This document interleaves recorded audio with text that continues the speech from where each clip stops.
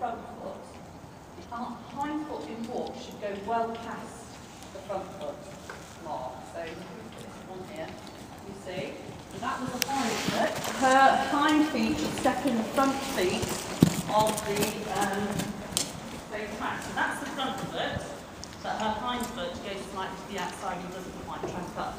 She does get better, but one of the big problems we have with her is her actually correctly tracking up. She likes to flip her bum out, doesn't she? Yeah. Actually, that time she's slightly in that time. But that's one of the things that she struggles with, and a lot of that is because she's quite long in her back, isn't she? You've got an awful lot of horse behind the saddle. You've got a lot of horse in front, but in proportion, there's a lot more behind the saddle than there is in front. And this mare rarely overbends, as you can probably imagine. But she's quite straight in her movement, isn't she? My camera's going to die. I didn't charge my battery up.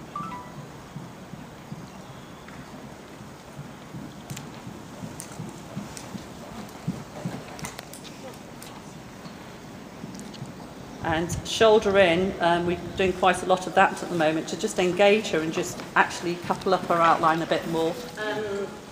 I was asking Etty, she reckons it was on 14th or 15th vertebrae, but it was basically from the top of her croup, between the top of her croup to her saddle, somewhere in there. So she couldn't actually do downward transitions very easily. And could you see how she really tucked her bum on?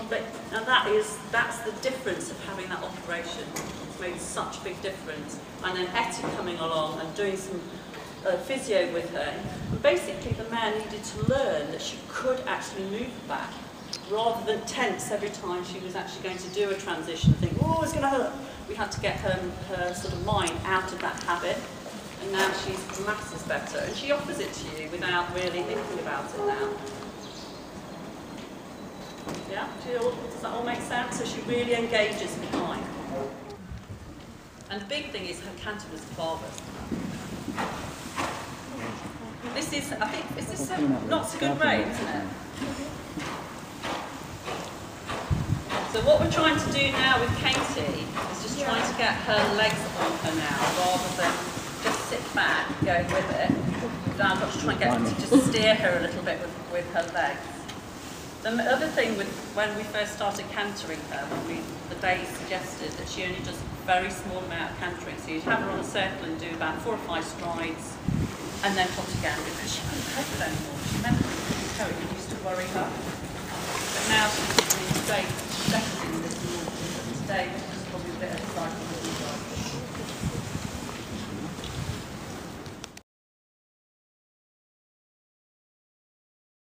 You will notice, though, that hind leg doesn't actually stretch forward quite as much as the left one. Do you want to now go large and just go and do as a reasonable medium trot down that long side? Yeah. Whenever I used to ride this horse, after Ginny used to ride it, I used to get him doing string hold all the time, didn't I, Ginny? What? Because I used to put so much more pressure on. Doing what, sorry? String holds. So that hind leg used to snatch up like that.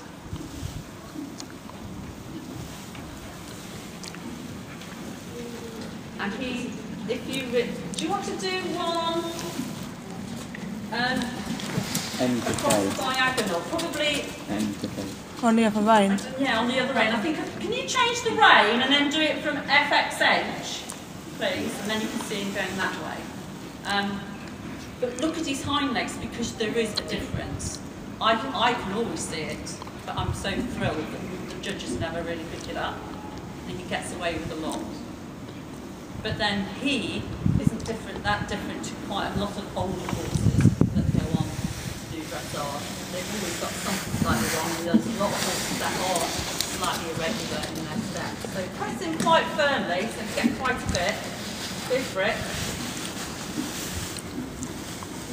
You see, he slightly holds that left hind leg, doesn't he? And he's actually slightly higher than the other one. That's brilliant.